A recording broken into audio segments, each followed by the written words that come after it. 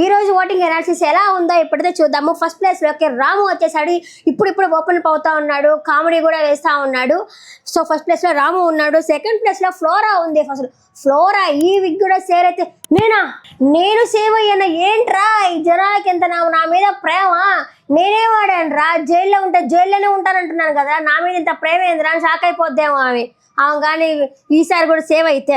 ఇంకా third place లో హరీష్ ఉన్నాడు. హరీష్ కొంచెం నష్టపడుతున్నాడు అబ్బా కిచెన్ లో వచ్చేసా. ఆయనకి మాత్రం అన్నపూర్ణలాగా పెట్టాలా, ఏనైతే పెట్టడం నష్టపెడతానే ఉన్నాడు. నస.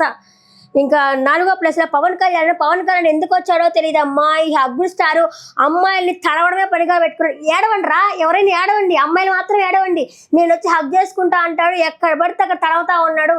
అసలు ఏంది అసలు పులిహోర స్టార్ అయిపోయాడు అసలు, కామస్టారు. ఇంకా ఐదో ప్లేస్ లో రీతు ఉంది. రీతిని బయటికి పంపించేయండి అమ్మా. ఈమె కూడా మరీ నా హార్ట్ బ్రేక్ అయింది మా అని చెప్పి ఏడుస్తుందా. ఏడుపు రాకపోయినా కూడా ఏడుస్తుంది ఆమె అయితే ఐదో ప్లేస్ లో ఉంది. ఇంకా లాస్ట్ ప్లేస్ లో ప్రియా ఉంది. ప్రియాకి ఈ రోజు ఎపిసోడ్ కొంచెం ప్లస్ పాయింట్ అవుతుంది అనుకుంటున్నాను. ఎందుకంటే వీళ్ళుంది శ్రీయాతో కొంచెం గొడవ పడేసి ఒక స్టాండ్ అయితే తీసుకునింది. సో దానివల్ల ప్లస్ పాయింట్ అవుతుందేమో అనుకుంటున్నా. ఒకవేళ బిగ్ బాస్ హౌస్ నుంచి బయటకి రీతు పవన్ కళ్యాణ్ పోతారేమో అనుకుంటున్నా. ఎందుకంటే ఈసారి డబుల్ ఎలిమినేషన్ ఉంది కాబట్టి.